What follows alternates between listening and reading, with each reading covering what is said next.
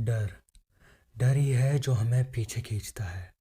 डर नाकामयाबी का, डर हारने का, डर पीछे रह जाने का, डर सब खो जाने का। लेकिन ये डर ख़त्म कैसे करें? ये जो कामयाबी और नाकामयाबी के बीच आने वाली चीज़ों में से सबसे अहम हिस्सा डर, इसे ख़त्म कैसे करें?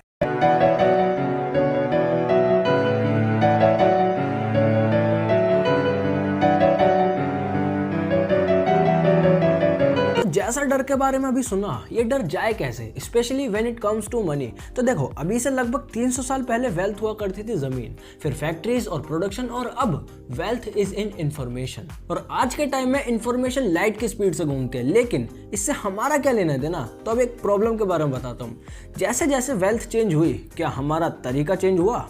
अरे कहा कहना चाह भाई, या को का मतलब है? मतलब जिन आइडियाज में पहले वेल्थ थी, पहले एसेट थे, वो अब नहीं रहे, वो बदल गए हैं, लेकिन सोचने का तरीका अभी भी वही है। और चैप्टर 4 में जहां हमने खत्म किया था फाइनेंशियल आईक्यू पर, तो फाइनेंशियल आईक्यू या नॉलेज क्यों जरूरी है? वेल, इसका जवाब तो आप ही दे सकते हो, लेकिन चलो समझ लेते हैं क्यों जरूरी है। एक गेम खेलते हैं, ताऊ सेंटा और मैं एक भोला भाला बच्चा। कुछ नहीं करेंगे, बस मैं ताऊ से मांगूंगा और ताऊ अब तक जो समझे हैं वो बताएंगे। ताऊ शिद्दत से करना, ओके? मेरा एक ही चांस है, ओके? एक्शन। सेंटा डिफेंडर दिला दो, एक एक एक एक रोल्स रॉयस भी दिला दो। सेंटा सेंटा बेटा ऊंचा बोल, सुनाई न देवे। सेंटा अरे हाँ हाँ, दिला भी दूं तो मेंटेन कैसे करेगा? है कोई कारोबार वाको पेट्रोल भर सके, सर्विस करा सके? महंगाई आसमान छू रही है। एग्जैक्टली यही समझाना था कि अगर आपको एकदम से पैसा मिल भी जाए या कोई महंगी चीज, तो उसका बेनिफिट कैसे लोगे? जब फाइनेंशियल नॉलेज होगी, है ना? अब मान लो लक्ष्मी चिट फंड में से गाड़ी मिल जाती है, तो क्या लगता है, मौज हो गई ना?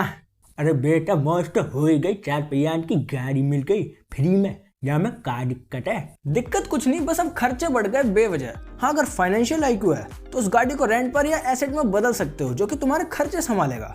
और ये सब तभी समझ आएगा जब फाइनेंशियल नॉलेज होगी।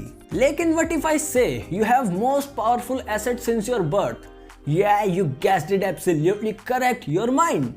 जितना टाइम तुम अपने माइंड को ट्रेन करने में लगाओगे, उतना तुम सब क्लियर और स्ट्रॉन्गर बनते जाओगे। पूछो खुद से कि तुम क्या चाहते हो, उसे कैसे पा सकते हो। अपने सपने बनाओ, उन्हें पूरा करो। और मनी यानी पैसा जरूरी है तो उसे सीखो, क्योंकि riches invent money and you have to be rich first from your mind. बेटा पैसा के बारे में बता दे, मोटिवेशन ना चाहिए, हम ये बता दे कि कैसे, मतलब कैसे लेके आना पैसा जिंदगी में। इसके लिए जितनी तुम अपनी फाइनेंशियल स्किल को डेवलप करोगे, उतना तुम्हें अपॉर्चुनिटीज दिखेंगे। और as you master in it, तब आईपीओज में, मतलब कोई नई कंपनी मार्केट में आए, तुम उसमें इन्वेस्ट कर सकते हो। अरे अरे कहा क्या है भाई, बलान यूट्यूबर की वीडियो में सुन लियो हमने, या मैं बटर और इसको करे। हाँ बिल्कुल, लेकिन सभी में हो ऐसा जरूरी थोड़ी है। और as you master your financial skills, financial IQ, तब फिर रिस्क कम होता चला जाता है, क्योंकि तुम्हें पता है क्या सही है क्या नहीं, है ना? लेकिन इन सब में अपनी जिंदगी मत छोड़ देना।